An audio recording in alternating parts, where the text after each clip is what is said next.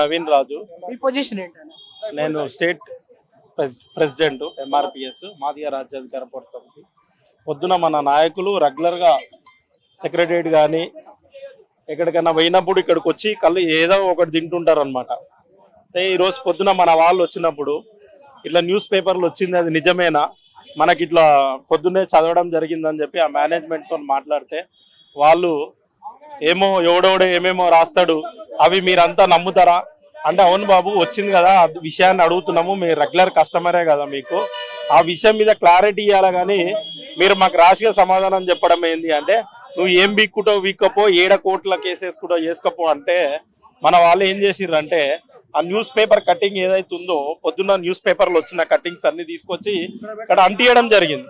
ఎందుకంటే మనము వాళ్ళని అడిగినప్పుడు వాళ్ళకి కరెక్ట్ సమాధానం చెప్పినప్పుడు ఖచ్చితంగా ఇది ప్రజలకు తెలవాలి, ఈడ ఏం జరుగుతుందో తెలవాలి. ఎందుకంటే వీళ్ళు అసలు ఏమాత్రం బాధ్యత లేకుండా సమాధానం చెప్తున్నారు అని చెప్పి ఆ స్టేట్మెంట్ అంటిస్తే ఆ స్టేట్మెంట్ కూడా తీసేయడం జరిగింది.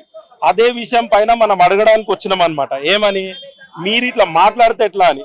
పొద్దున వాళ్ళ మేనేజ్మెంట్తో మాట్లాడితే పొద్దున వాళ్ళు లేరు, ఇప్పుడు మాట్లాడదామంటే ఇప్పుడు కూడా లేరు. ఖచ్చితంగా మేమేం అడుగుతున్నాం అంటే, ఇలా ఖచ్చితంగా జరిగి ఉంటే ఇటువంటి ఏమైనా కల్తీ జరుగుంటే చర్యలు తీసుకోవాలి ప్రభుత్వం 100%.